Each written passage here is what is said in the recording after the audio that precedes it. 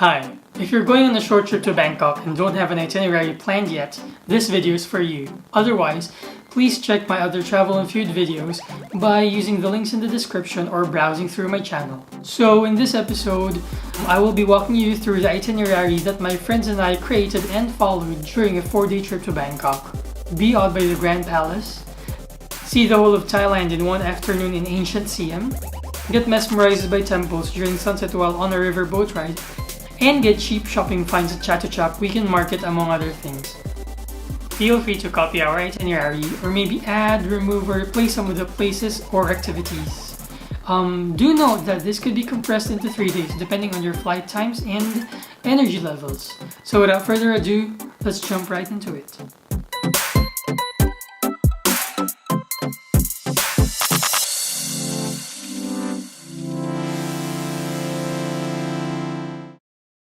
Let's start off day one with the most touristy attractions, the palaces, particularly Wat Arun and Khao San Road.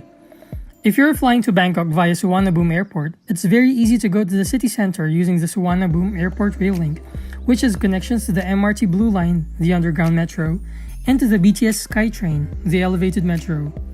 Luckily, our hostel was just at the foot of the National Stadium BTS station. We originally planned to visit the Grand Palace on this day too, but our flight got delayed by a few hours and it was close to the closing after we checked in, so we decided to just go to Wat Arun. We went there via GrabCar because there's no metro station there. Ronnie pro tip. We opted to use GrabCar there instead of regular taxis because 1. The fare was fixed, 2. There was no more need to discuss with the driver where we're going, language could be a barrier, and 3. If you like to talk, the app would tell you whether or not the driver speaks English. Wat Arun is also known as the Temple of Dawn. It is one of Bangkok's most recognizable landmarks.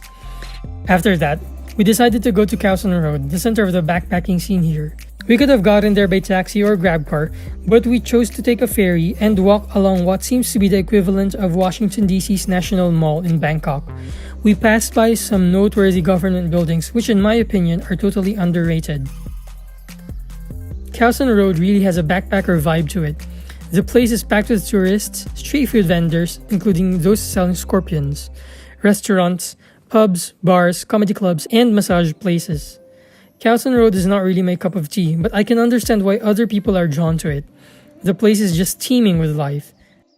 In the end, we just decided to have dinner on the street there, ordering pad thai and spring rolls before taking another GrabCar ride back to our hostel.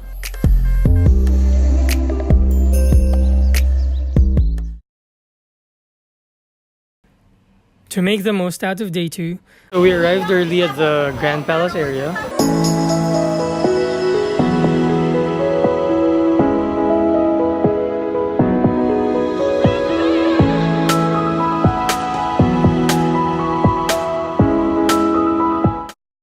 We're now falling in line for the tickets. So there are a lot of tour groups coming here, so Chinese, Koreans. And yeah, so basically we're just waiting for the ticket gates to open. Ronnie pro tip number 2.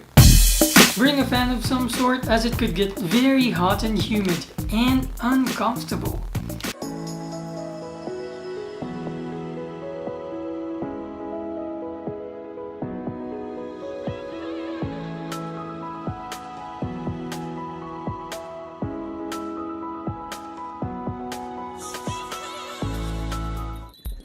Next, we went to Muang Boran, or Ancient Siam. It's a huge area south of Bangkok where you can find replicas of the most notable structures in the whole of Thailand. It's like Nayong Pilipino in the Philippines. One of the ways to go there is to take the BTS SkyTrain to Keha Station, which is the southernmost station of the BTS Sukhumvit line. It's about an hour ride from Siam Station. Yeah, it's far. After that, take a meter taxi or a GrabCar from Keha Station and ask to be taken to Muang Boran or Ancient Siam or Ancient City. Once at Ancient Siam, just buy your tickets or show your online vouchers from websites like Klook. You will be needing a bike to go around as the place is huge. You can also rent traditional Thai costumes called Chat Thai for a more cultural quote-unquote experience. Here's a glimpse of what you can see there.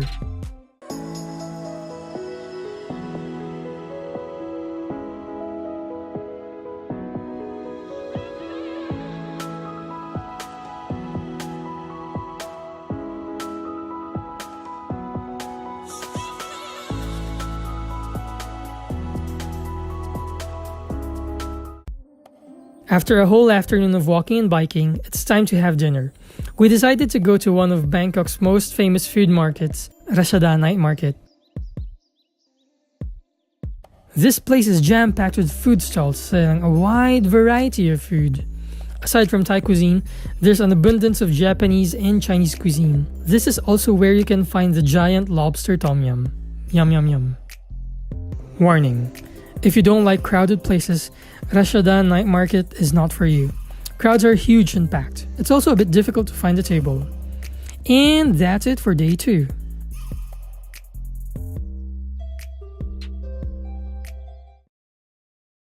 Bangkok hasn't always been the capital of Thailand. From the 14th to the 18th century, the capital was the city of Ayutthaya. According to UNESCO, it was once an important center of global diplomacy and commerce. But in 1767, it was attacked and burned to the ground by the Burmese army. The city was never rebuilt and is now a huge archaeological site. You can DIY a trip to Ayutthaya, but if you want to avoid the hassles of planning and transportation, you can book a tour through local travel agencies or through travel websites like Klook, where we got our tour package from. It was just much more convenient. For the equivalent of around $45 to $50 per person, the transportation, itinerary, and admission tickets were already taken care of for us. Plus, you get to meet friendly tour guides who offer local insights and wisdom. Ronnie pro tip number 3. You need to be wearing pants to be allowed to enter some of the premises. Unfortunately, we were wearing shorts during this day, so we had to buy pants like this from vendors just outside the premises for 100 baht. It's not too bad actually, because you're also able to help the livelihood of some of the locals.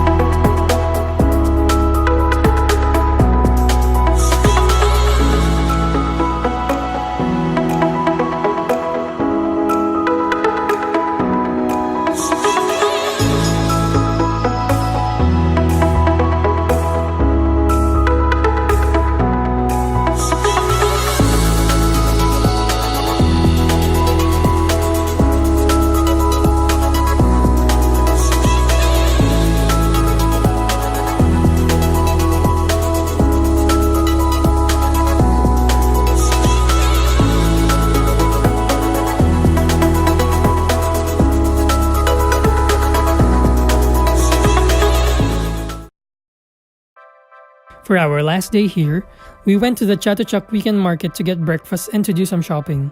Food is very affordable in Bangkok. 50 to 100 Thai baht is already enough for a meal in Chatuchak market, depending on your appetite. After having a hearty bowl of senlek, which literally means small noodles, we went on to shop for souvenirs and goodies. Ronnie pro tip number 4. No, I'm not really a very good haggler, but I think it's worth a try. And one of the best ways I think to do that is to just genuinely be nice and try to connect with the locals in their own language.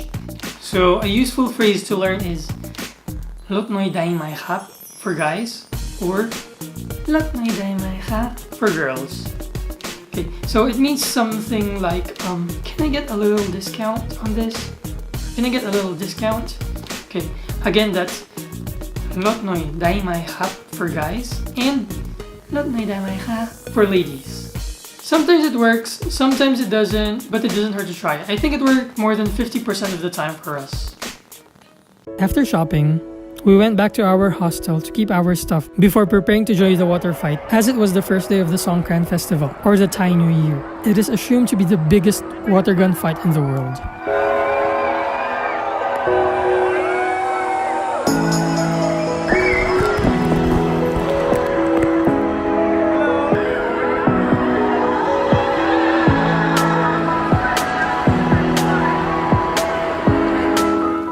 Okay, so that's it. I hope this video will be helpful in planning your vacation to Bangkok.